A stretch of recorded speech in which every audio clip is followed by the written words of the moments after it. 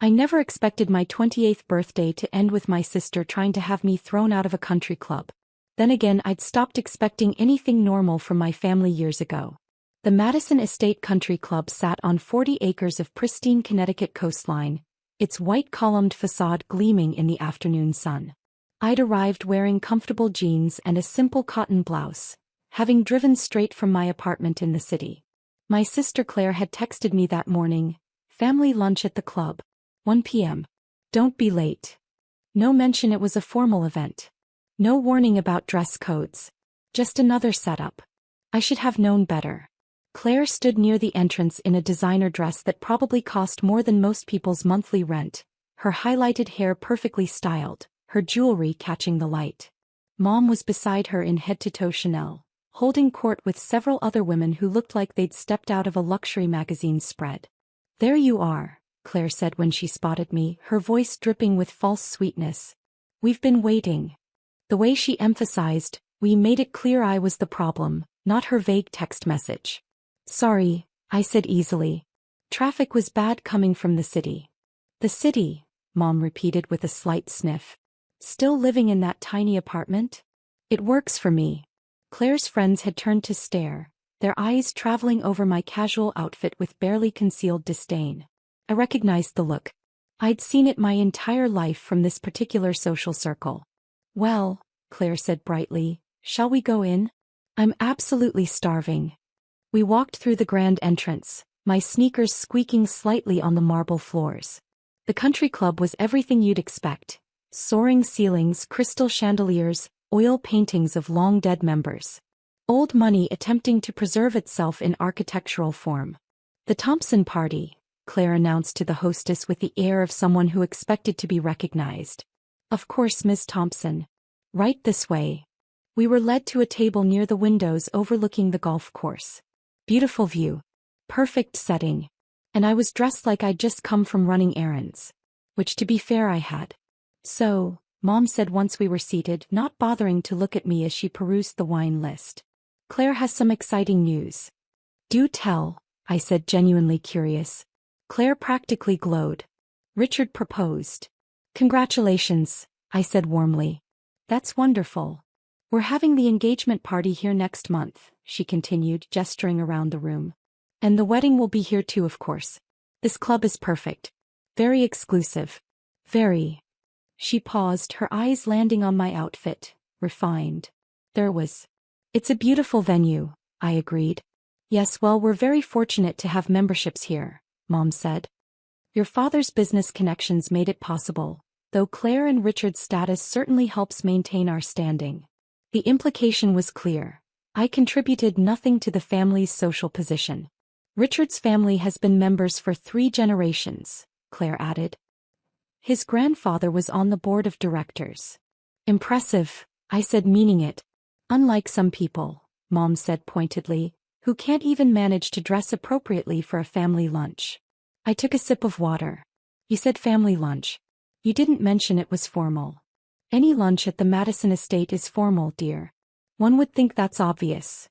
Our waiter arrived, saving me from having to respond. We ordered. Claire chose the lobster, Mom the Dover sole, I went with the chicken salad, and then the real performance began. "We're planning the engagement party for 60 guests," Claire announced. "All the right people, naturally. Richard's business partners, our closest friends, family." "Sounds lovely," I said.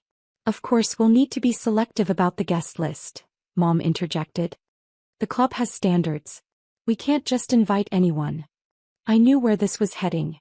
"Which reminds me," Claire said, her voice taking on an apologetic tone that didn't quite reach her eyes. "About the engagement party. We're really trying to keep it intimate. Just our inner circle." "I understand," I said calmly. "Do you?" Mom asked.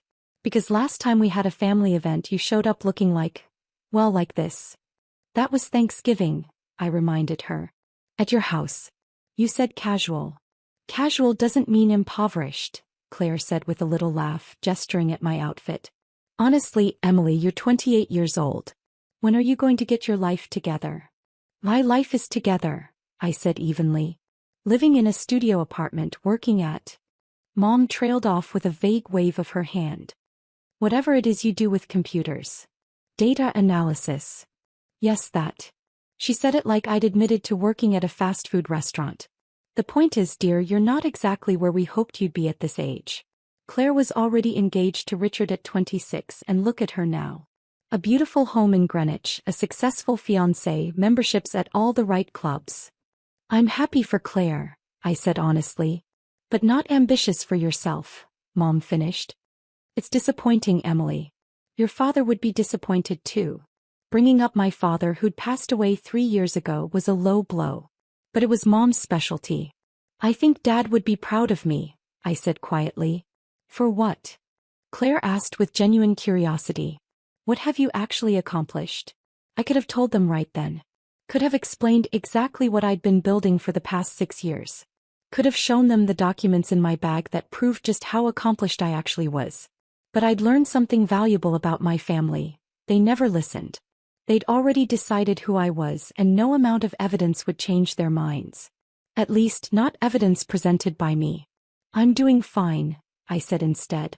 Our food arrived, and for a few minutes we ate in relative silence. Then Claire's phone buzzed and she squealed with delight. Oh my God, Mom, look. The Hendersons can make the engagement party. And they're bringing the Vanderbilts. Wonderful, Mom said, beaming. This is going to be the event of the season. We'll need to upgrade the menu, Claire mused. Maybe the filet mignon instead of the salmon. And champagne, obviously. The good stuff. Spare no expense, Mom agreed. This is a celebration of Claire's future. I continued eating my salad, letting their planning wash over me. I'd become quite good at tuning out these conversations over the years. Of course, we'll need to be careful about the seating arrangements, Claire said, pulling out her phone to make notes. The Vanderbilts can't sit with the Prescotts. You know they're in that legal dispute. And Richard's mother will want to be near the windows. What about family seating? Mom asked. Oh, well, Richard's parents at the head table with us, obviously. His siblings at table 2 with their spouses. Uncle James and Aunt Patricia at table 3. I waited, but my name never came up. Where should we put Emily? Mom finally asked, her tone suggesting she'd rather not put me anywhere at all. Claire looked up from her phone, her expression one of carefully constructed sympathy. Actually, Mom, I've been meaning to talk to you about that. Here it comes, I thought. The thing is, Claire continued, with limited space and so many important guests, I'm not sure we can accommodate everyone we'd like to invite. You're not inviting your own sister to your engagement party? I asked calmly. It's not that simple, Claire said quickly. It's just, this is a very important event for Richard's career. His business partners will be there, potential clients, people from his firm. We need to make the right impression. And I would make the wrong impression, I finished for her. Don't be dramatic, Mom said. Claire is simply being practical. This party could lead to important connections for Richard. We can't have. She gestured at me again. This being your daughter, I said. This being someone who can't be bothered to dress appropriately or maintain proper social standards, Mom corrected. Really, Emily, look at yourself. You're at one of the most exclusive country clubs in Connecticut wearing jeans and sneakers. You haven't made any effort to fit in with our social circle. You work some computer job that no one understands, you live in a tiny apartment in the city, you drive that horrible old Honda. It's reliable, I said. It's embarrassing, Claire snapped. Do you know what Richard's mother said when she saw you get out of it at Christmas? She asked if you were the hired help. Did you correct her? Eventually, Claire said. But the damage was done. She thinks our family is struggling. I almost laughed. Almost. So, the solution is to not invite me to family events? I asked. Just this one, Claire said quickly. Just the engagement party. You can still come to the wedding, obviously. We'll seat you in the back somewhere. How generous, I said dryly. Don't be like that, Mom said. We're trying to help you understand how the world works. Appearances matter. Connections matter. You can't just show up looking like you don't care and expect people to take you seriously. I never said I didn't care, I pointed out. Then why do you dress like this? Claire demanded, her voice rising slightly. Other diners were starting to glance our way. Why do you insist on living in the city instead of somewhere respectable? Why do you work at some no-name company doing God knows what? I like my job, I said simply. You could like it somewhere better, Mom said. Somewhere that would impress people. Claire's fiancé works at Whitmore and Associates. Very prestigious. Very well connected. They have connections too. I know who they have connections to, I interrupted gently. Then you understand why this engagement party is so important, Mom said. Why we can't have any complications. Complications. That's what I'd been reduced to. I understand perfectly, I said. Good, Claire said, visibly relaxing. I knew you'd be reasonable about this. And really you'll probably be more comfortable not coming. These events can be so boring, all that small talk with people you don't know. I know most of them, I said quietly. You know of them, Mom corrected. That's different from actually being part of their circle. Which you're not. The waiter came to clear our plates and offer dessert menus. Mom and Claire ordered the crème brûlée. I declined. Now, Claire said, pulling up something on her phone, let me show you my ideas for the table settings. I'm thinking white roses and gold accents. She launched into an elaborate description of her party plans while Mom nodded approvingly and offered suggestions. I sat quietly, my water glass leaving a ring of condensation on the white tablecloth. This was how it always went. Me sitting on the sidelines while Claire and Mom discussed Claire's perfect life, Claire's perfect plans, Claire's perfect future. I'd long ago stopped trying to participate in these conversations. They didn't want my input. They wanted an audience, someone to witness and validate Claire's success. The fact that I was the sister being excluded was just a bonus. And the photographer Richard hired has shot weddings for 3 governors, Claire was saying. He's incredibly expensive but worth it for the publicity shots. Publicity? I asked despite myself. Well, yes, Claire said as if it were obvious. Richard's law firm is very prominent.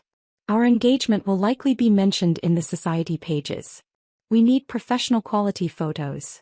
Of course, I murmured. Which is another reason we need to be selective about who appears in them, Mom added pointedly. We'd moved past subtle and straight into blatant. The waiter brought their desserts, and they discussed the wedding plans between bites of crème brûlée. Venue capacity, invitation wording, honeymoon destinations. All the details of a wedding I apparently wouldn't be welcome at. Finally lunch wound down. Mom requested the check, made a show of reviewing it carefully, and then pulled out her credit card with a flourish. High treat, she announced. A celebration of Claire's engagement. Thanks, Mom, Claire said, kissing her cheek. Emily, Mom said as we stood to leave, perhaps next time we have a family meal, you could make an effort with your appearance. For Claire's sake, if not your own. I'll keep that in mind, I said neutrally. We walked toward the exit, Mom and Claire chatting animatedly about wedding dress shopping next week. I followed a few steps behind, the invisible sister. We were almost to the entrance when Claire stopped suddenly. Oh, she said brightly. There's Melissa Harrison. I have to say hello, she's on the wedding invite list. She hurried over to a woman in tennis whites, leaving Mom and me standing near the marble fountain in the foyer. Emily, Mom said quietly, turning to face me. I hope you understand we're not trying to be cruel. We're trying to protect Claire's future. This marriage is important for our family's standing. I understand, I said. Do you? Because sometimes I wonder if you really grasp how serious this is. Richard comes from old money. Real money. His connections could open doors for all of us. But only if we present the right image. And I'm not the right image, I said flatly. Not currently, no, Mom admitted. But it doesn't have to be this way. If you just make an effort, better clothes, a more impressive job, perhaps meet someone from a good family, things could be different. I'm happy with my life, I said. That's because you don't know what you're missing, Mom said with something almost like pity. You've settled for so little that you think it's enough. But Emily, you could be so much more if you just try. Before I could respond, Claire returned, flushed with excitement. Melissa's coming to the party, she announced. And she's bringing her husband who just made partner at his firm. Richard will be thrilled, they could really use those connections. Wonderful, dear, Mom said warmly. We continued toward the exit, but as we approached the doors, Claire suddenly grabbed my arm. Actually, she said, her voice taking on a new edge, I just realized something. What? I asked. You can't leave through the main entrance dressed like that, she said, gesturing at my outfit. People might think you're, well, not a member. Claire, I said quietly, I am a member. You. She laughed. Emily, do you have any idea what membership costs here? It's $150,000 initiation fee alone, plus $15,000 annual dues. You can barely afford your studio apartment. She's right, Mom said. It's embarrassing enough that you showed up looking like this. Let's not compound it by having you exit through the main doors. Use the side entrance. I stared at them both. You want me to leave through the service entrance? Just this once, Claire said. Please? I don't want anyone to see you and think. Think what? I asked, my voice still calm. That we're. Claire trailed off, searching for the right word. Poor, Mom supplied bluntly. If people see you dressed like that leaving through the main entrance, they'll assume we're not actually the kind of members who belong here. A small crowd had started to gather in the foyer. I recognized several faces. Other members, club staff, people who moved in the same social circles as my family. Perfect. I'm not leaving through the service entrance, I said clearly. Emily, Claire hissed, glancing around nervously. Don't make a scene. I'm not making a scene, I said. I'm leaving through the front door like any other member. Any other member wouldn't be dressed like a vagrant, Mom said sharply. That's when Claire made her mistake. She turned to the security guard standing near the entrance, a professional-looking man in his 50s with a club security badge. Excuse me, she said in her most authoritative voice. Could you please remove this poorly dressed person? She's embarrassing us. The security guard looked at me, then at Claire, confusion crossing his face. Ma'am, She doesn't belong here, Claire continued, her voice getting louder. More people were stopping to watch now. Look at her. She's clearly not member material. We can't have people like this wandering around the club. Claire, I said quietly, don't do this. Why not? She demanded, turning on me. You're making us look bad. You're always making us look bad. For once, could you just accept that you don't belong in places like this? Mom nodded her agreement. The security guard is just doing his job, Emily. Perhaps if you dressed appropriately, this wouldn't be necessary. The security guard looked deeply uncomfortable now. Ladies, I'm not sure. Remove her, Claire insisted. Immediately. I'm a member here and I'm requesting that this person be escorted out. The foyer had gone quiet. 20 or so people were watching now, their country club lunch interrupted by unexpected drama. I stood calmly waiting. That's when David Morrison appeared. David was the club's director, a distinguished man in his 60s who'd managed the Madison estate for over 20 years. He'd clearly been summoned by someone who recognized that this situation was escalating beyond a simple security matter. What seems to be the problem? He asked smoothly, his voice trained to diffuse conflicts among the wealthy. Finally, Claire said. Mr. Morrison, thank goodness. This person, she gestured at me, needs to be removed from the premises. She's not dressed appropriately and she's causing a disturbance. David looked at me and I saw recognition flash in his eyes. Then something else. Alarm. Miss Thompson, he said carefully, is there a problem? This is Miss Thompson, Claire said impatiently, pointing at herself. I'm Claire Thompson and this is my mother, Patricia Thompson. We're members here. This, she gestured at me again, is my sister who is not a member and needs to leave. David's expression didn't change, but I saw his shoulders tense. I see, he said slowly. And you're asking me to have your sister removed from the club? Yes, Claire said. Immediately. Before she embarrasses us further. She's dressed like a homeless person, Mom added. It's completely inappropriate. Surely you can see that. David turned to me and in his eyes I saw a question. I gave him the slightest nod. Miss Thompson, he said, and there was a new quality to his voice now. Formal. Professional. Shall we revoke their memberships? The foyer went completely silent. Claire's face went blank with confusion. What? I said, David repeated calmly. Shall we revoke their memberships? Mrs. Patricia Thompson and Ms. Claire Thompson, according to our records, are sponsored members under the primary membership. What are you talking about? Claire demanded. We've been members here for years. My father. Your father's membership was transferred 5 years ago, David said, pulling out his phone and scrolling through something. Upon his passing, the primary membership and all associated accounts were transferred to the designated heir in his will. Mom had gone pale. That's impossible. I have the membership card. I've been paying the dues. You've been using the membership privileges, David corrected. But the primary membership belongs to someone else. Someone who has been covering all costs associated with this club for the past 5 years, including your dues, your dining charges, your guest privileges, and your access to all facilities. The crowd was pressing closer now, people pulling out their phones. Who? Claire whispered, though I could see in her eyes that she was starting to understand. David turned to me with a respectful nod. Ms. Emily Thompson has been the primary member since 2019. She owns the membership that you've been using. And actually, he scrolled through his phone again, she owns quite a bit more than that. What do you mean? Mom asked faintly. The Madison Estate Country Club was purchased by Thompson Holdings LLC 3 years ago, David explained. Ms. Emily Thompson is the sole owner of Thompson Holdings. Which means, Mrs. Thompson, that your daughter doesn't just own the membership you've been using. She owns the entire club. The silence was deafening. Claire's mouth opened and closed soundlessly. Mom gripped the back of a nearby chair as if she might fall over. That's impossible, Claire finally managed. Emily is. She's a data analyst.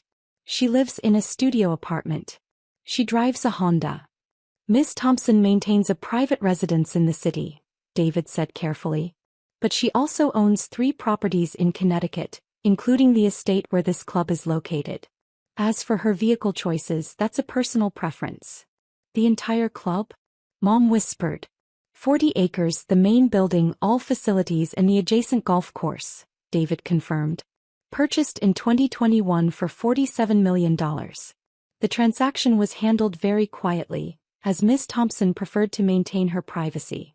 I'd stayed silent through all of this, watching my family's faces as their entire understanding of reality crumbled. Emily. Claire turned to me, her voice small. Is this true? Yes, I said simply. But, how? Why didn't you tell us? You never asked, I said quietly. You assumed. You decided I was a failure, that I hadn't accomplished anything, that I was an embarrassment to the family. Nothing I said would have changed your minds, so I stopped trying. But the apartment, Mom said weakly. The job. The car. I like my apartment. It's a convenient location for work. The job is actually the data analysis firm I founded 6 years ago. We handle financial modeling for investment firms. And the Honda is reliable. I don't need to impress anyone with my car. 6 years ago, Claire repeated. You've been successful for 6 years and you never told us? I tried, I said. Remember when I invited you to my company's launch party? You said you were too busy. When I mentioned I'd bought a property in Connecticut, you assumed I meant a condo and made jokes about my starter home. When Dad died and left me the club membership, you thought it was a pity gesture because I couldn't afford my own. The truth was settling over them now, cold and undeniable. Every time you've complained about paying dues here, I continued, my voice still calm, I was actually paying them. Every meal you've charged to the membership, every guest you've brought, every club event you've attended, I was covering all of it. I've been covering all of it for 5 years. Why? Mom asked, and she actually sounded hurt. If you could afford all this, why live the way you do? Why let us think? Because I wanted to see if you loved me, I said quietly. The real me. Not the version you wanted me to be, not someone who impressed your friends, just me. And I got my answer. Claire was crying now, mascara running down her cheeks. Emily, You tried to have me thrown out, I said not unkindly. You told security to remove me because I embarrassed you. You uninvited me from your engagement party because I didn't fit your image. And Mom, you told me Dad would be disappointed in me. I didn't mean. Yes, you did, I interrupted gently. You meant every word. Because to you I was a failure. Someone who settled for less, who didn't try hard enough, who wasn't good enough for your social circle. David was still standing there, professional as always, but I could see sympathy in his eyes. Miss Thompson, he said carefully, your instructions? This was it.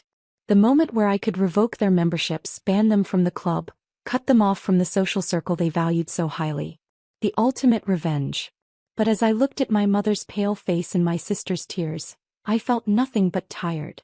Their memberships continue, I said. For now. But I want it noted in the records that they are sponsored members only. They have no authority to make decisions about club policy, membership, or guest access. And they certainly don't have authority to have anyone removed from the premises. Understood, David said with a slight bow. I'll update the records immediately. Wait, Claire said desperately. Emily, please. I'm sorry. We're sorry. We didn't know. You didn't care, I corrected. That's different.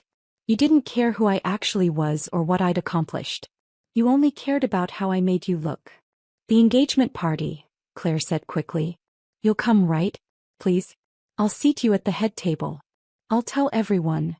I don't want you to tell everyone anything, I said. I came here today for a family lunch because, despite everything, I still hoped we could just be family. But you made it clear that's not possible unless I fit your requirements. That's not fair, Mom protested weakly.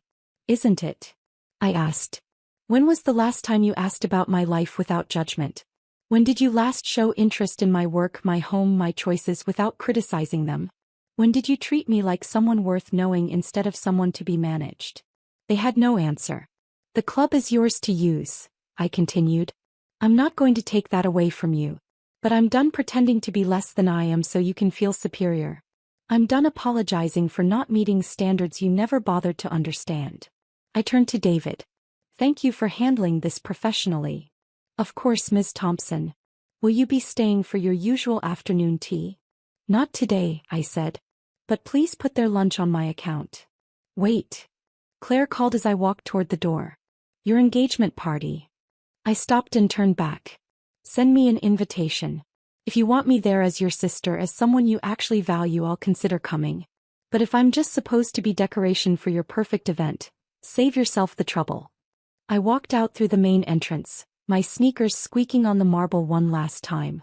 Behind me, I could hear the murmur of voices starting up again, phones undoubtedly capturing every moment for the society gossip networks. By tomorrow, everyone in my family's social circle would know the truth. My phone buzzed as I reached my Honda. A text from David. Your office sent over the quarterly reports. Membership is up 15% this quarter. The renovations you approved for the tennis courts are already attracting new applications. Well done, Ms. Thompson. I smiled and put the phone away. I'd bought the Madison Estate Country Club 3 years ago not as an investment, but as a gift to myself.